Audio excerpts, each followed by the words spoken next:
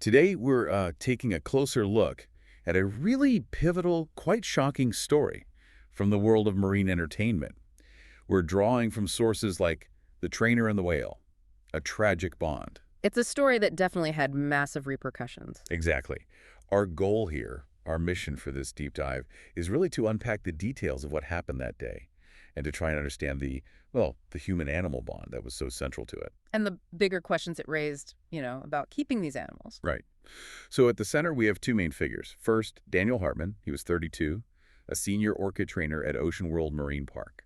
Highly experienced from what the sources say. Oh, absolutely. Over a decade working with orcas, known for being calm, professional. Colleagues apparently said he could read the animals like an open book. That's quite a statement. It is. And then there's Titan, the other central figure. Yeah. A huge 6-ton male orca. Famous in his own right, wasn't he?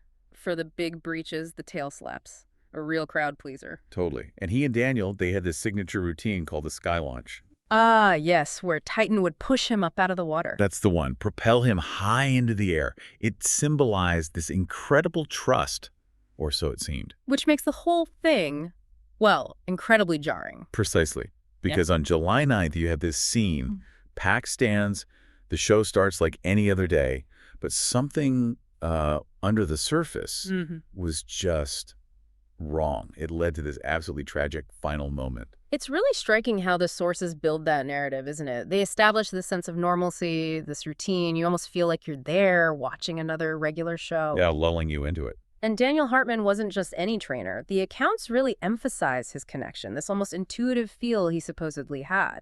That sky launch wasn't just a stunt. It was presented as like the peak of their relationship, a decade of work in one moment. And the sources do paint such a vivid picture of that day, July 9th, families filling the stands, the usual buzz. Anticipation. Right. The show kicks off playful splashes, the orcas doing synchronized jumps. Titan seemed fine at first, powerful, graceful. Colliding through the water, yeah. But as you said, beneath that surface performance, there were signs. Things weren't quite right.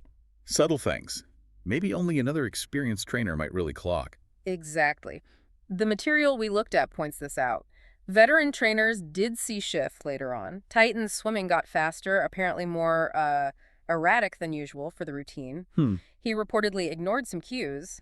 And those tail slaps, more forceful, less playful. Okay, so there were definite warning signs. Yes. And what's compelling, or perhaps troubling, is that Daniel, despite apparently noticing these shifts, decided to continue.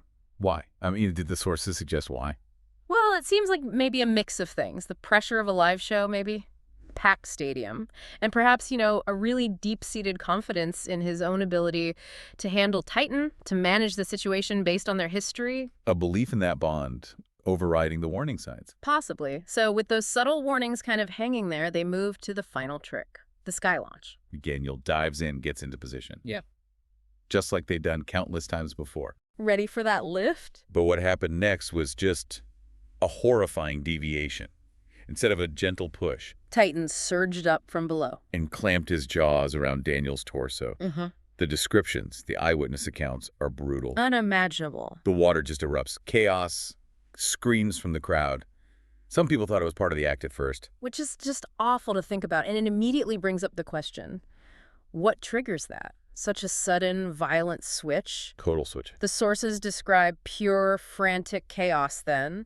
Other trainers rushing in, waving, trying to get the music stopped. Trying to regain control. But Titan just ignored everything. Commands, whistles, even food they tried to use as a distraction. Nothing worked. He just wouldn't let go. For nearly a minute, apparently, held Daniel under the surface, shaking him. It was, well, a raw display of predatory power, shattered any illusion of control. You can almost picture the staff's desperation, running, shouting. Trying anything. When Titan finally did release him, Daniel just floated to the surface, motionless. Staff pulled him out immediately. He was bleeding heavily. They started CPR right away. Paramedics were called, obviously, but it sounded grim from the start. Yeah, the sources connect this back to the outcome.